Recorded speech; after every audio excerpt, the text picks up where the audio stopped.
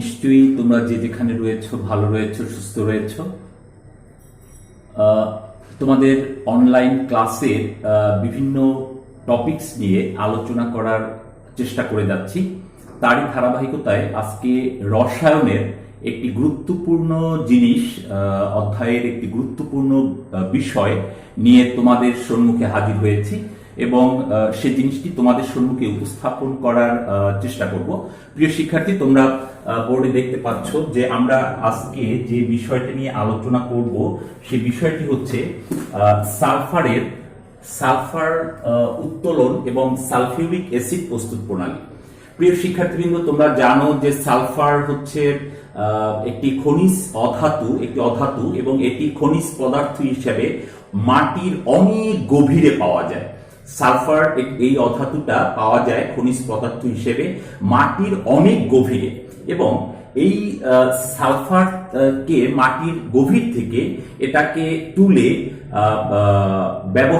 ব্যবহার করা হয়। এবং এই সালফার থেকে মূলত যে জিনিসটি খুব বেশি করে পরিমাণে তৈরি করা হয় সেটি হচ্ছে ইন্ডাস্ট্রি, কলকারখানায় যে অ্যাসিডটা খুব বেশি প্রয়োজন সেটা হচ্ছে সালফিউরিক অ্যাসিড আমাদের পরিচিত। সেই সালফিউরিক অ্যাসিড প্রস্তুতিতে সালফারটি ব্যবহার করা হয়। প্রিয় শিক্ষার্থী, আমরা প্রথমেই দেখি, আমাদের দুটো ছবি রেখেছি আমরা এখানে। দেখো, দুটো ছবির মধ্যে প্রথম যে ছবিটি এখানে রয়েছে সেই পদ্ধতিতে মূলত সালফারকে মাটির গভীর থেকে খনি থেকে সালফারকে নিষ্কাশন করা হয়। তো এখানে দেখো যে পদ্ধতিতে এই মাটির গভীর থেকে আমি যে লাল কালারটা করে দিয়েছি এখানে, এটা মূলত সালফারকে ইন্ডিকেট করেছি। আসলে যদিও লাল সালফারের কালার হচ্ছে হলুদ, আমি এখানে লাল কালার করে আলাদা করে একটি ইন্ডিকেট করার চেষ্টা করেছি। তো মাটির গভীরে সালফার থাকে এবং সালফার ধারণকারী শিলা থাকে। প্রিয় শিক্ষার্থীবৃন্দ, আমরা জানি যে সালফারের গলনাঙ্ক হচ্ছে সালফারের গলনাঙ্ক হচ্ছে 115 ডিগ্রি সেলসিয়াস। তো 115 ডিগ্রি সেলসিয়াস তাপমাত্রায় সালফার গলে। তো এই সালফার ধারণকারী শিলাগুলো মাটির অনেক গভীরে থাকে। তো এখান থেকে সালফারকে কিভাবে উত্তোলন করা যায়, তো সেই যে পদ্ধতিতে উত্তোলন করা হয় সেই পদ্ধতির নাম হচ্ছে ফ্রাশ পদ্ধতি। একজন বিজ্ঞানীর নামানুসারে এই পদ্ধতিটা নামকরণ করা হয়েছে যে ফ্রাশ পদ্ধতিতে সালফারকে উত্তোলন করা হয়। তো এক্ষেত্রে তিনটি এককেন্দ্রিক নল ব্যবহার করা হয়েছে। দেখো, এই একটি নল, এই লাল কালার যে মার্ক করা সেটা একটি নল, এবং এই দুই পাশে যে নীল কালার মার্ক করা সেটা একটি নল। তো মোট তিনটি এককেন্দ্রিক নল এই ফ্রাশ পদ্ধতিতে সালফার উত্তোলনের ক্ষেত্রে ব্যবহার করা হয়। এবং এই তিনটি এককেন্দ্রিক নলের মধ্যে যে বাহিরের যে নলটি থাকে সেখান থেকে দেখো ইন্ডিকেট করেছে আমরা সুপার হিটেড ওয়াটার কি শিক্ষার্থী, এটা আমাদের ধারণা জানতে হবে যে আমরা জানি এক বায়ুমণ্ডলীয় চাপে পানির স্ফুটনাঙ্ক হচ্ছে 100 ডিগ্রি সেলসিয়াস। তো পানি এতে যদি চাপকে যদি বাড়ানো হয় তাহলে দেখা যাচ্ছে পানির স্ফুটনাঙ্ক বৃদ্ধি পায়। তো চাপ বাড়িয়ে পানির স্ফুটনাঙ্ক বৃদ্ধি করা যায়। তো এরকম যদি কোনো পানির টেম্পারেচার যদি এরকম থাকে যে পানির টেম্পারেচার 100 ডিগ্রির উপরে এবং 374 ডিগ্রির নিচে, এরকম যদি কোনো পানির টেম্পারেচার থাকে তো তখন তাকে বলা হয় সুপার হিটেড ওয়াটার। তার মানে হচ্ছে চাপ বাড়িয়ে পানির স্ফুটনাঙ্ককে যদি বৃদ্ধি করা হয় তো তখন সেটাকে বলা হয় সুপার হিটেড ওয়াটার। তো এখানে যেহেতু সালফারের গলনাঙ্ক হচ্ছে 115 ডিগ্রি সেলসিয়াস, তো আমাকে এই বেশি তাপমাত্রার পানি এখান থেকে আমাকে এই বাহিরের নলটা দিয়ে এই মাটির ভিতরে প্রবেশ করাতে হবে। সেক্ষেত্রে এখানে বলা হয়েছে সুপার হিটেড ওয়াটার। তো আমরা এইটা যদি প্রবেশ করাই তাহলে এই যে অতিরিক্ত তাপমাত্রার যে পানি সেটাকে আমি চাপ বাড়িয়েছি, তো সে চাপ দিবে, আর এই ভিতরে যে নলটা রয়েছে সেই নল দিয়ে আমরা 20 থেকে 22 বায়ুমণ্ডলীয় চাপ আমরা যদি এই নল দিয়ে প্রবেশ করি, তাহলে এই ভিতরের নলের চাপে এবং বাহিরের নলের যে আমরা সুপারহিটেড ওয়াটার প্রবেশ করালাম এই চাপে, এই যে মাঝখানে লাল অংশটা আমরা ইন্ডিকেট করেছি, তো এই মাটির গভীরে যে সালফারটা আছে এই সালফারটা লিকুইড হয়ে যাবে, তরল হয়ে যাবে। তো তরল হয়ে এই সালফারটা এই নল দিয়ে বাহিরে বের হয়ে আসবে। তো আশা করি বুঝতে পেরেছো, তিনটি এককেন্দ্রিক নল থাকে। বাহিরের নল থেকে সুপার হিটেড ওয়াটার এটাকে প্রবেশ করানো হয়, আর ভিতরের নলটা দিয়ে 20 থেকে 22 বায়ুমণ্ডলীয় চাপের বায়ুকে প্রবেশ করানো হয়। ফলে কি হয়, কঠিন সালফার গলে তরল হয় এবং ওই দুই পাশের পাইপের চাপে অন্য যে পাইপটি রয়েছে সেই পাইপ থেকে বের হয়ে আসে, এবং এই পদ্ধতিটি সালফারকে খনি থেকে উত্তোলন করা হয় এবং এই পদ্ধতিটার নাম হচ্ছে ফ্রাশ পদ্ধতি। প্রিয় শিক্ষার্থী, আশা করি বুঝতে পেরেছো। এবারে আমরা একটি জিনিসে যাব, খুব গুরুত্বপূর্ণ একটা ব্যাপার, সেটা হচ্ছে আমরা এই সালফার থেকে আমরা সালফিউরিক অ্যাসিড এইটাকে কিভাবে প্রস্তুত করা যায়। প্রিয় শিক্ষার্থীবৃন্দ, খুব গুরুত্বপূর্ণ একটি ব্যাপার এটা, এবং আমাদের প্রত্যেকের জানা উচিত। তো এই সালফার থেকে যে সালফিউরিক অ্যাসিড প্রস্তুত করা হয় সেজন্য আমরা নিচে একটি ছবি এঁকেছি, তোমরা দেখতে পাচ্ছ, এবং এই যে পদ্ধতিতে সালফার থেকে সালফিউরিক অ্যাসিড তৈরি করা হয় এই পদ্ধতিটার নাম হচ্ছে স্পর্শ পদ্ধতি।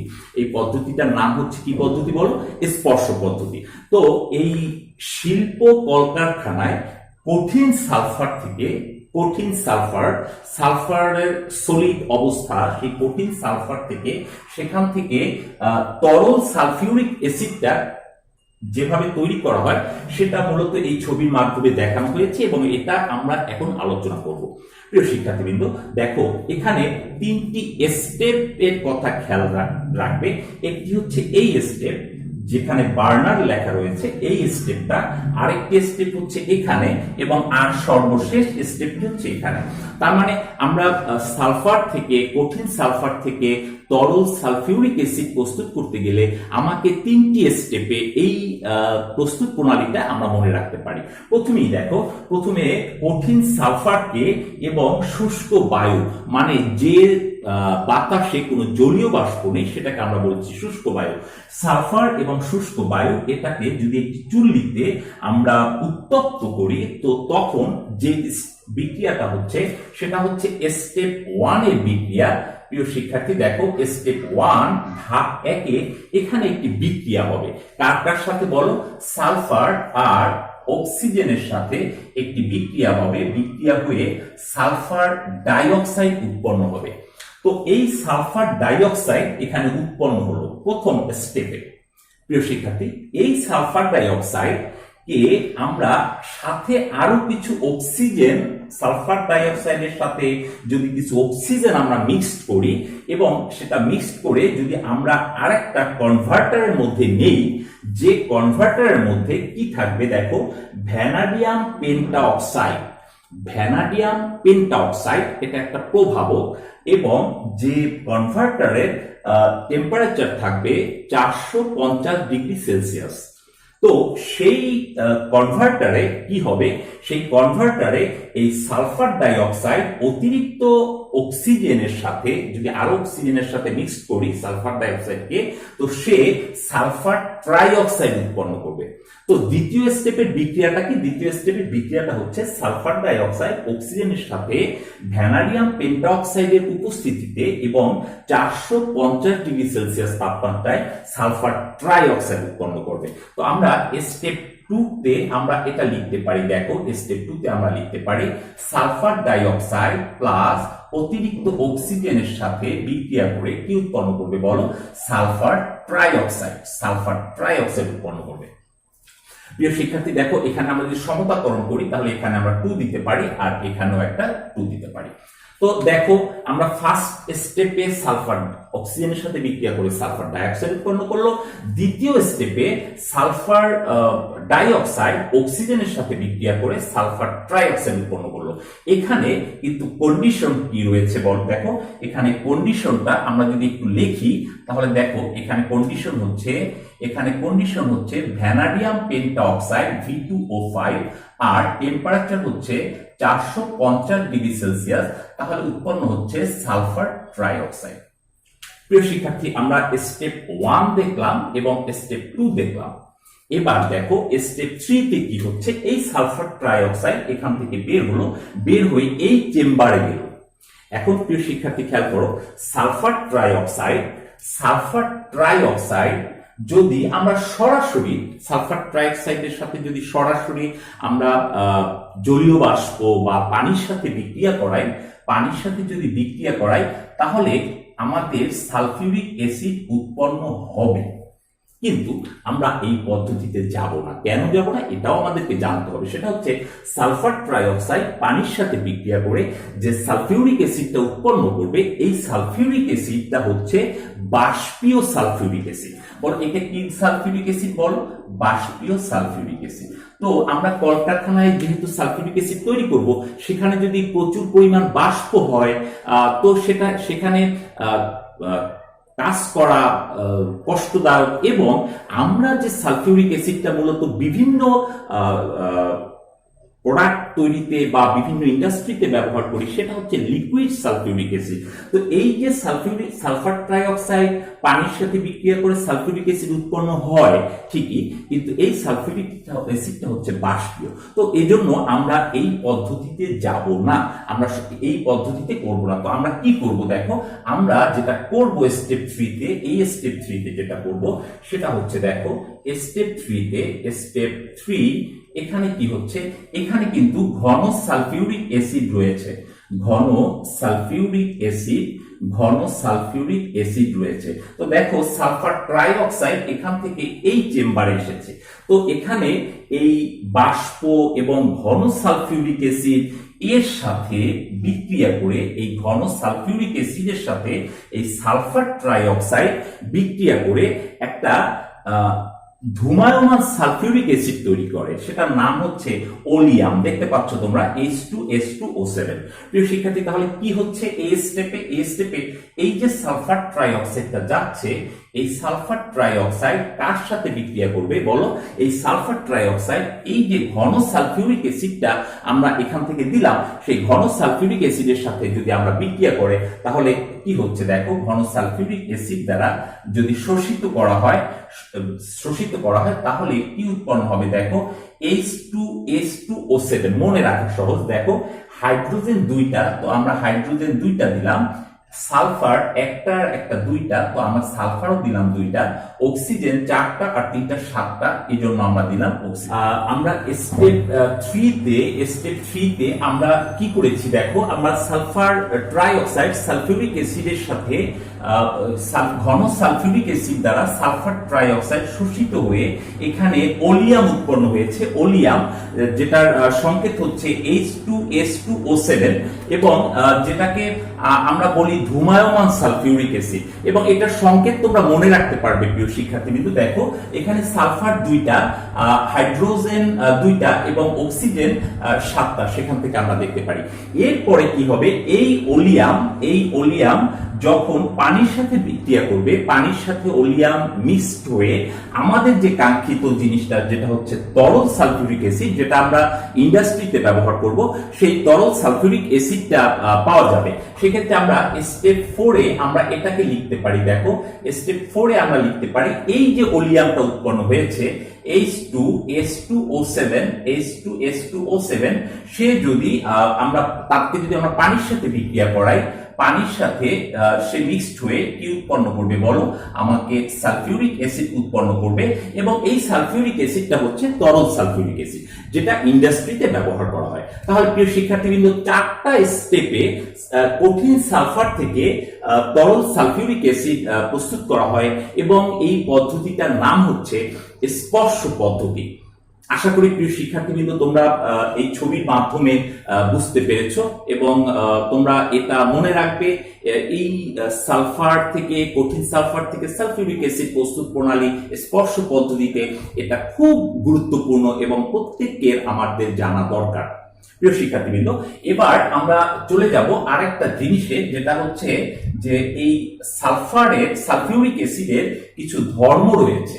সালফিউরিক অ্যাসিডের কিছু ধর্ম রয়েছে। প্রিয় শিক্ষার্থীবৃন্দ, দেখো সালফিউরিক অ্যাসিডের, যেহেতু সালফিউরিক অ্যাসিড একটি অ্যাসিড, আমরা জানি ছোটবেলা থেকে আমরা জেনে আসছি যে সালফিউরিক অ্যাসিড একটি অ্যাসিড, তো অবশ্যই সালফিউরিক অ্যাসিডের অ্যাসিড ধর্ম রয়েছে। তো আমরা সালফিউরিক অ্যাসিডের কয়েকটি ধর্মের মধ্যে আমরা প্রথম যে ধর্মটা দেখব সেটা হচ্ছে অ্যাসিড ধর্ম।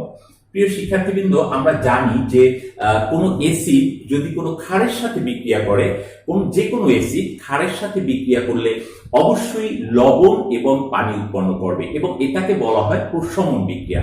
সেটার সাথেও তোমরা পরিচিত। দেখি আমরা সালফিউরিক অ্যাসিড, সেও তো যে কোনো ক্ষারের সাথে বিক্রিয়া করে লবণ এবং পানি উৎপন্ন করবে। তো আমরা সালফিউরিক অ্যাসিডকে যদি একটি ক্ষার, যেরকম আমরা ধরে নিলাম ক্যালসিয়াম হাইড্রোক্সাইড, এটা একটি ক্ষার, তো ক্যালসিয়াম হাইড্রোক্সাইডের সাথে যদি সালফিউরিক অ্যাসিড বিক্রিয়া করে তাহলে কি উৎপন্ন হচ্ছে দেখো, দুটো জিনিস তৈরি হবে। একটা হবে calcium sulphate CaSO4, calcium sulphate, আর সাথে উৎপন্ন হবে পানি। প্রিয় শিক্ষার্থী দেখো, তাহলে এটা হচ্ছে এই আমরা যে সালফিউরিক অ্যাসিড, সে একটি ক্ষারের সাথে বিক্রিয়া করে এটা লবণ উৎপন্ন করেছে এবং পানি উৎপন্ন করেছে, সেহেতু আমরা বলতে পারি সালফিউরিক অ্যাসিডের অ্যাসিড ধর্ম রয়েছে। তো এই যে সালফিউরিক অ্যাসিডটা আমরা ব্যবহার করলাম, প্রিয় শিক্ষার্থী এটা মনে রাখবে, এই সালফিউরিক অ্যাসিডটা লঘুও হতে পারে, গাঢ়ও হতে পারে। তো একটি ব্যাপার পরিষ্কার করা দরকার, লঘু সালফিউরিক অ্যাসিড আর গাঢ় সালফিউরিক অ্যাসিড এর মধ্যে পার্থক্য কি। যে সালফিউরিক অ্যাসিডের মধ্যে পানির পরিমাণ বেশি থাকে, যে সালফিউরিক অ্যাসিডের মধ্যে পানির পরিমাণ বেশি থাকে তাকে বলা হয় লঘু সালফিউরিক অ্যাসিড, আর যে সালফিউরিক অ্যাসিডের মধ্যে অ্যাসিড এবং পানির একত্র করলে যেখানে অ্যাসিডের পরিমাণ বেশি থাকে সেটাকে বলা হচ্ছে গাঢ় সালফিউরিক অ্যাসিড। এই অ্যাসিড ধর্ম কিন্তু লঘু সালফিউরিক অ্যাসিড, লঘু অথবা গাঢ় যে কোনো সালফিউরিক অ্যাসিডই কিন্তু এই অ্যাসিড ধর্ম প্রদর্শন করে। প্রিয় শিক্ষার্থীবৃন্দ, এবারে আমরা সালফিউরিক অ্যাসিডের আরেকটি ধর্মের মধ্যে যাব। সালফিউরিক অ্যাসিডের আরেকটি ধর্ম হচ্ছে জারণ ধর্ম। তো আমরা লিখে ফেলি, সালফিউরিক অ্যাসিডের আরেকটি ধর্ম হচ্ছে জারণ ধর্ম। প্রিয় শিক্ষার্থী, এটা তোমাদের খুব ভালো করে জানা দরকার, সেটা হচ্ছে জারণ ধর্ম কিন্তু লঘু সালফিউরিক অ্যাসিড জারণ ধর্ম প্রদর্শন করে না। লঘু সালফিউরিক অ্যাসিডের জারণ ধর্ম নেই। গাঢ় সালফিউরিক অ্যাসিড জারণ ধর্ম প্রদর্শন করে। গাঢ় সালফিউরিক অ্যাসিড জারণ ধর্ম প্রদর্শন করে সালফিউরিক অ্যাসিড যদি অন্য কাউকে জারিত করে নিজে যদি বিজারিত হয়, তখনই আমরা সেটাকে বলবো তার জারণ ধর্ম রয়েছে। তো আমরা একটি কথা খুব খেয়াল করবো, সেটা হচ্ছে লঘু সালফিউরিক অ্যাসিডের জারণ ধর্ম নেই। গাঢ় সালফিউরিক অ্যাসিডকে, গাঢ় সালফিউরিক অ্যাসিড আমরা যদি গাঢ় সালফিউরিক অ্যাসিড, এটাকে অবশ্যই গাঢ় সালফিউরিক অ্যাসিড, লঘু সালফিউরিক অ্যাসিডের জারণ ধর্ম নেই। গাঢ় সালফিউরিক অ্যাসিড সে যদি বিক্রিয়া করে, সে যদি কপারের সাথে বিক্রিয়া করে, তো তখন কি করে দেখো, গাঢ় সালফিউরিক অ্যাসিড কপারকে জারিত করে, কপারকে জারিত করে তৈরি করে কপার সালফেট, কপার সালফেট, এবং নিজে বিজারিত হয়, নিজে বিজারিত হয়ে দুটো যৌগ তৈরি করে, সেটা হচ্ছে সালফার ডাইঅক্সাইড এবং পানি উৎপন্ন করে। সালফার ডাইঅক্সাইড এবং পানি উৎপন্ন করে। প্রিয় শিক্ষার্থীবৃন্দ, তাহলে দেখো আমরা সালফিউরিক অ্যাসিডের জারণ ধর্ম আমরা এভাবে প্রকাশ করব, সেটা হচ্ছে লঘু সালফিউরিক অ্যাসিডের কোনো জারণ ধর্ম নেই, কিন্তু গাঢ় সালফিউরিক অ্যাসিড তার জারণ ধর্ম রয়েছে। যেমন গাঢ় সালফিউরিক অ্যাসিড কপারকে জারিত করে কপার সালফেট পরিণত করে এবং নিজে বিজারিত হয়ে সালফার ডাইঅক্সাইড এবং পানি উৎপন্ন করে। আশা করি প্রিয় শিক্ষার্থী তোমরা বুঝতে পেরেছো, এটা হচ্ছে সালফিউরিক অ্যাসিডের জারণ ধর্ম। এবার যদি আমরা দেখি যে সালফিউরিক অ্যাসিডের নিরুদন ধর্ম, নিরুদন ধর্ম। অ্যাসিড যদি চিনি আমরা যেটাকে ব্যবহার করি, সে চিনির মধ্য থেকে সালফিউরিক অ্যাসিড পানিকে শোষণ করে নিতে পারে। তো সেক্ষেত্রে বিক্রিয়াটাকে আমরা এভাবে লিখতে পারি, দেখো চিনিকে আমরা যেটা লিখি C12H22O11, সেটার মধ্যে পানি রয়েছে, চিনির মধ্যে পানি রয়েছে, হাইড্রোজেন অক্সিজেন রয়েছে, পানি রয়েছে, সেটার সাথে সালফিউরিক অ্যাসিড যদি বিক্রিয়া করে তাহলে কি হয়, সে ওই চিনির মধ্য থেকে পানিকে শোষণ করে সেখানে কি তৈরি করে আমরা একটু খেয়াল করি, 12টা কার্বনকে আলাদা করে নেয়, আর সেখানে কি হয় সালফিউরিক অ্যাসিড থাকে আর তার সাথে 11 অণু পানি থাকে। তাহলে দেখো সালফিউরিক অ্যাসিড সে বিক্রিয়া করে কি করলো, সে এই চিনির মধ্য থেকে 11 অণু পানিকে সে শোষণ করে নিল। যেহেতু সালফিউরিক অ্যাসিড এরকম কোন বস্তু থেকে পানিকে শোষণ করে নিতে পারে, সেহেতু আমরা বলতে পারি সালফিউরিক অ্যাসিড একটি নিরোধক এবং সালফিউরিক অ্যাসিডের নিরোধক ধর্ম রয়েছে। প্রিয় শিক্ষার্থীবৃন্দ, আজকে যে আলোচনাটুকু এই পাঠের আমরা করলাম তার মধ্যে বেশ সালফার কিভাবে খনি থেকে উত্তোলন করা হয় সে আলোচনাটা করেছি, এবং সালফার থেকে, কঠিন সালফার থেকে স্পর্শ পদ্ধতিতে কিভাবে সালফিউরিক অ্যাসিড তৈরি করা হয় ইন্ডাস্ট্রিতে সে আলোচনাটা আমরা করেছি, কিভাবে স্পর্শ পদ্ধতিতে তৈরি করা হয়, এবং একই সাথে আমরা সালফিউরিক অ্যাসিডের 3টি ধর্ম নিয়ে আলোচনা করেছি। তোমরা যারা এই পাঠটি দেখবে অবশ্যই উপকৃত হবে, এবং যে জিনিসগুলো তোমরা দেখবে এবং যে জিনিসগুলো শিখবে সেগুলো অবশ্যই মুখস্থ না করে আত্মস্থ করার চেষ্টা করবে। সবাই ভালো থাকো, সুস্থ থাকো। আসসালামু আলাইকুম।